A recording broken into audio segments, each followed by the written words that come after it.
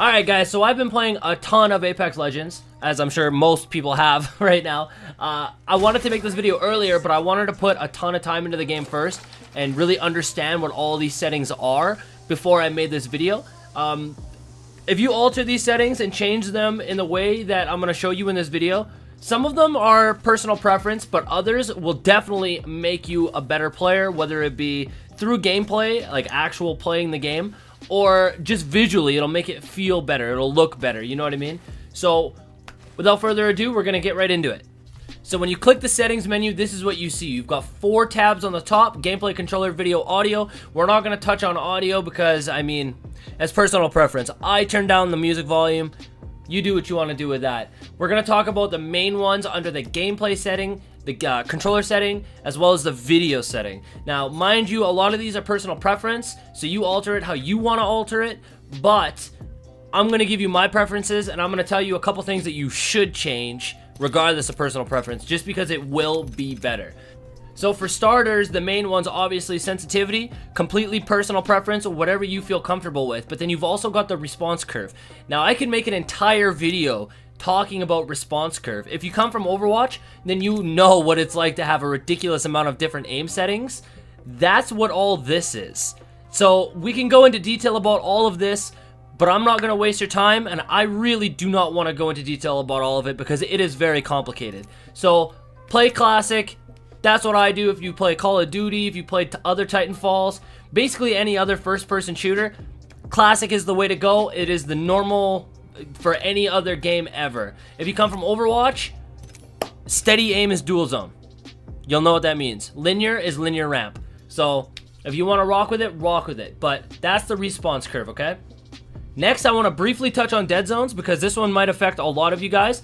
So if you have a really old controller, and let's say your controller is just sitting on your desk, right? And your crosshairs are moving a tiny little bit. If it's doing that, put the dead zone to large. Or if your character's just slowly walking and you're not touching your controller, put it to large. The larger your dead zone, the less sway you're going to have when you're moving. Default is small, so if you're not having that problem, keep it on small. But if you're having that little sway problem where you're not touching your controller and your character's moving or your crosshairs are moving, put it on large and the problem will go away. Alright guys, now this is one of the most important ones. This was a game changer for me. So under the video tab, you're going to see a setting called field of view. Now it's just as it sounds. Field of view is what you see in game. So the lower your field of view, the less you see. The higher it is, the more you see. All the gameplay that I have recorded up until this point has been on default setting, which is 70. So I'm going to show you what it looks like. Here's the difference. I'm standing in between those two barricades or targets. Now I'm going to increase the field of view, and I can see way more. Way more. So everything that I've recorded up until this point has been at the default setting of 70. Now when I switched it to the max setting, it took a little bit of getting used to, but let me tell you, it improved my gameplay immensely. Like, tenfold. It's incredible how much more you can get done. You see way more. The only thing that I have to say that you'll take a little bit in getting used to, okay? The thing that you got to get used to the most is distances, because when your field of view is wider, your distances feel farther away. So you might think that you're out of range to somebody with a Peacekeeper, which is the shotgun, but in reality they're a lot closer than you think, and then they bop you and you're dead. So the only thing that you kind of got to get used to is distancing. I don't know why I keep messing that up. Distancing, you got to get used to that, but other than that, I highly recommend it. Get used to it. You should definitely play on that. Now, one of the most important settings, in my opinion, is the damage numbers. By default, it is set to stacking. Now, you're going to want to change that to floating, but I'm going to show you what stacking looks like first, just so you can see. So when you shoot a target, this is just in the training arena, you can see that every single time I hit, it does 20 damage, and it stacks up. So a full clip to 700.